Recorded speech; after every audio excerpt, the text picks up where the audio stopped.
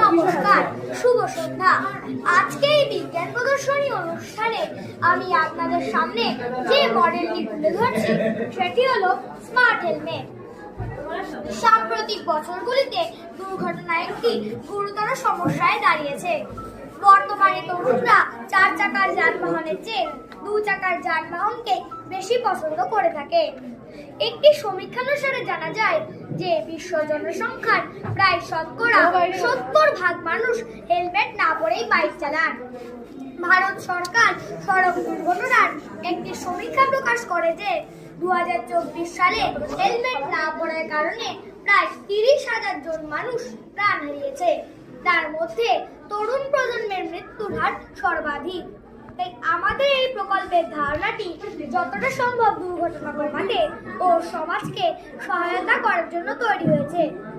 হেলমেটের অনুপস্থিতির ফলে মস্তিষ্কের ক্ষতি হয় ও মস্তিষ্কের ক্ষতির ফলে মানুষের সাধারণত মৃত্যু ঘটে।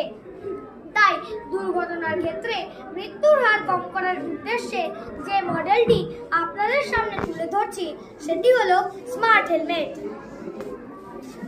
দেখুন, এখানে আমি আপনাদের সামনে একটি চৌরাস্তার মোড়কে তুলে ধরেছি এবং দেখা যাচ্ছে এখানে লাল লাইট জ্বলছে, অর্থাৎ এদিকের গাড়িগুলি বন্ধ রয়েছে এবং যেহেতু এদিকে সবুজ লাইট জ্বলছে এদিকের গাড়িগুলি সচল রয়েছে। এই যে ট্রাফিক পুলিশটি আছে তিনিও নির্দেশ করছেন যাতে এদিকের গাড়িগুলি বন্ধ থাকে, কিন্তু এই বাইক আরোহীর নির্দিষ্ট সময়ের অভাবের জন্য তিনি হেলমেটও পরেননি এবং ট্রাফিক আইন অমান্য করেই জোরে গাড়ি চালিয়ে চলে যাচ্ছেন। দেখুন ঘটনাটি।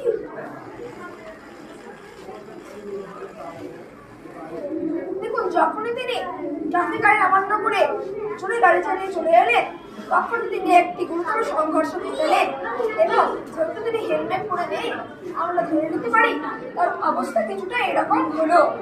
দেখুন, এই বাইকারও হেলমেট পরে নেই এবং যেহেতু তিনি হেলমেট পরে নেই তার মাথা দিয়ে রক্তক্ষরণ হওয়ার ফলে তার মৃত্যু ঘটেছে।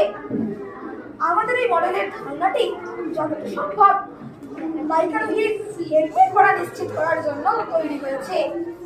এই জন্য আমি আপনাদের সামনে যে হেলমেটটি তুলে ধরছি সেটি হলো স্মার্ট হেলমেট। দেখুন, যেই আমি হেলমেটটি বললাম আমাদের বাইকের যে হেডলাইটটি অন হলো। এবার দেখুন, যেই আমি হেলমেটটা খুললাম আমাদের বাইকের হেডলাইটটি অফ হয়ে গেল।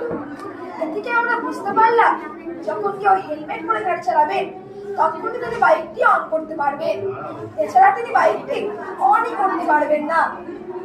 এই কারণে যখন কেউ বাইক চালাবেন সবাই হেলমেট পরেই বাইক চালাবেন।